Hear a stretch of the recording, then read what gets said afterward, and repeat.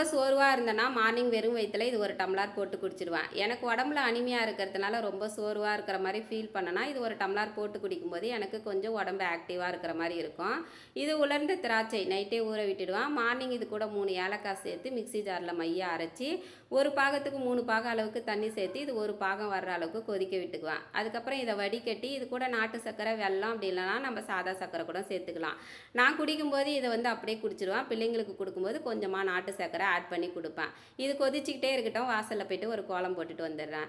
இந்த உலர்ந்த திராட்சை கொதிக்க வச்சு குடிக்கும்போது பாடி பயங்கர ஹீட் ஆகும். அதனால் இந்த வெய்ய டைம்லாம் இதை வந்து வாரத்துக்கு ஒரு தடவை தான் குடிக்கலாம். அதுக்கப்புறம் இந்த மழை நாள் பனி நாள்லாம் இருக்குது பாருங்களா, அப்போல்லாம் வந்து வாரத்துக்கு ஒரு 2 டைம்ஸ் கூட குடிக்கலாம். நீங்கள் என்ன வேணால் போட்டு குடிங்க. எனக்கு காலையிலே ஒரு டம்ளர் டீயை போட்டு கொடுங்கன்னு ஹஸ்பண்டு கேட்பாரு. அவருக்காக தான் ஒரு டம்ளர் டீயும் போட்டு கொடுத்துட்டேன். அதுக்கப்புறம் என்னுடைய சுறுசுறுப்பு பானகமும் கொதிச்சிருச்சு. நானும் இதை வடிகட்டி குடிச்சிட்டேன். வீடியோ பிடிச்சிருந்தா லைக் பண்ணுங்கள், கமெண்ட் பண்ணுங்கள். Bye friends.